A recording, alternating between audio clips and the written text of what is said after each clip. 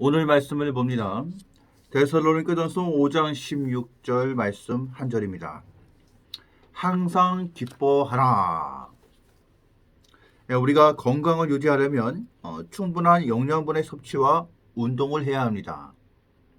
그런데 이에 못지않게 건강에 효과가 높은 것이 있는데 바로 웃는 것이라고 합니다. 웃음으로 인해 보는 효과를 한번 살펴보면 다음과 같습니다. 우리 몸에는 650여 개의 근육이 있는데 얼굴에만 약 80여 개가 있다고 합니다. 이 중에서 웃을 때는 몸 근육 231개, 얼굴 근육 15개 이상이 움직인다고 합니다. 15초만 웃어도 12칼로리가 소모되고 수명이 2일 연장이 되며 윗몸 일으키기를 25번 한 것과 같은 똑같은 효과가 있다고 합니다. 얼마나 좋습니까? 우리 한번 웃어볼까요? 하하하하하하하하하. 벌써 우리 수명이 연장되었습니다. 그만큼 웃는 것은 굉장히 건강에 효과가 있다는 것이죠. 참 놀라운 일입니다. 그래서 웃음 치료사들이 웃음은 운동이다 라고 이렇게 말한다고 합니다. 전문가들은 웃을 때 3가지 원칙을 지키는 것이 매우 효과적이라고 말하고 있습니다.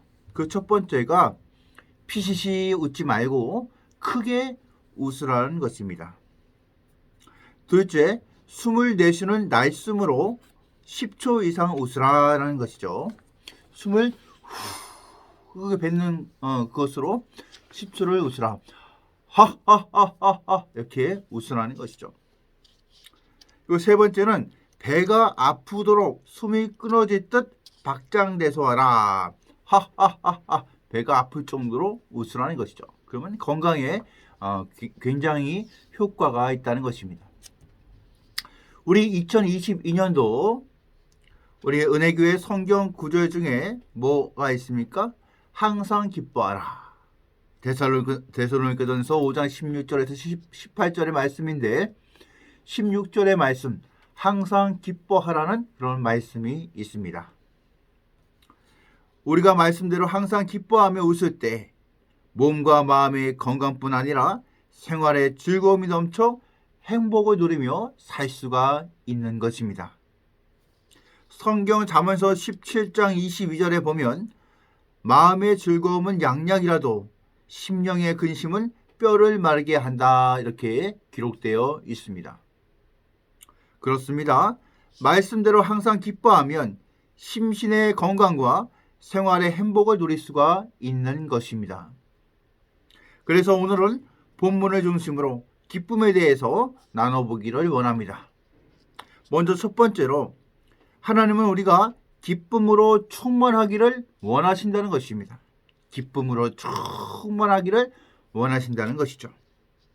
기쁨의 반대말은 무엇입니까? 슬픔, 우울, 절망, 불행 그런 것들이죠. 이는 서로 미워하고 원한을 갖고 용서하지 않음으로 인해서 나오는 결과입니다. 잠언서 10장 12절에 보면 미움은 다툼을 일으켜도 사랑은 모든 허물을 가리느니라 이렇게 말씀하고 있습니다. 쉬는 날 하루 종일 잠만 자는 남편이 미워 죽겠습니까? 내가 보고 싶은 TV 프로그램을 못 보게 하는 그래서 스포츠 경기만 보는 남편이 미워 죽겠습니까? 이것이 바로 미워 죽을 만한 일입니까? 사람은 다른 동물과 다른 점이 있다면 바로 이타적인 마음을 가질 수 있다는 것입니다. 역지사지, 남의 입장이 되어 생각해 볼 수 있다는 것입니다. 잠자는 남편에게 한번 키스를 한번 해주면서 여보 이제 일어날 시간이야 이렇게 하면서 깨운다면 남편은 한 주간 쌓였던 피로가 싹 풀릴 것입니다. 그래서 더 이상 잠들지 않고 집안일도 도와주고 아이들과 놀아주고 그럴 거예요. 남편이 보는 스포츠 경기를 같이 즐겁게 보면 남편도 아내가 좋아하는 드라마를 함께 봐줄 것입니다.